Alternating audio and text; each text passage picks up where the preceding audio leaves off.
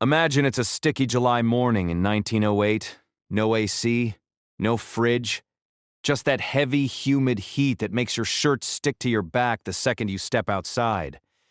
Then you hear it, the slow clop of horse hooves on the street and the creak of a wooden wagon.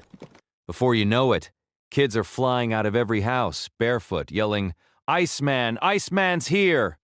That was my great-grandmother's world. The Iceman wasn't some romantic hero in a movie. He was usually a big, sweaty guy with a leather apron and a heavy canvas pad on his shoulder, carrying 50 or 75-pound blocks of ice up narrow tenement stairs with a pair of giant tongs. 3, 4, sometimes 5 flights. In the middle of summer. Every day. He kept food from rotting, babies' milk safe, and old folks from suffering through brutal heat waves. Before electric refrigerators finally took over in the late 1940s and 1950s, this was how millions of families stayed cool. The whole industry was wild when you think about it. Every winter, crews in New England and upstate New York would head out onto frozen lakes at dawn. They'd saw through ice sometimes 2 feet thick, haul the blocks onto sleds, and ship them hundreds of miles south. They packed them in sawdust and hay, stored them in giant windowless ice houses, and somehow most of it survived until the next summer.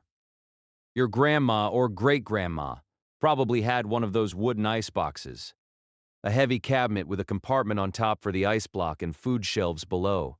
You had to remember to empty the drip pan underneath every day or you'd wake up to a puddle on the kitchen floor.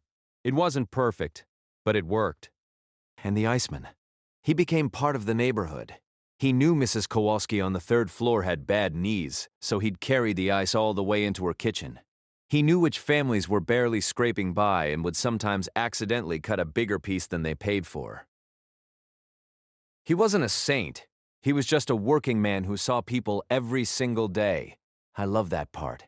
In our world of apps and delivery drivers we never meet, there was this guy who actually knew your name, knew your kids, and showed up rain or shine. Then the refrigerators came. At first they were expensive, loud, and sometimes leaked ammonia that could knock you out. But after the war, they got better and cheaper. Suddenly the horse wagons stopped rolling down the streets. No big goodbye, no parade. The Iceman just disappeared. One summer they were there. The next, they weren't. It makes me think. We stand on the shoulders of millions of people like him. The ones who did the hard, unglamorous work that made modern life possible.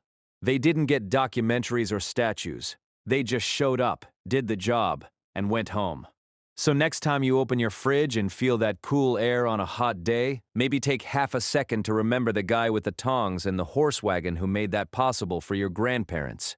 If this story made you feel something, send it to someone who still loves hearing about the old days. And if you've got your own family story about the Iceman, the milkman, or any of those old neighborhood characters, drop it in the comments.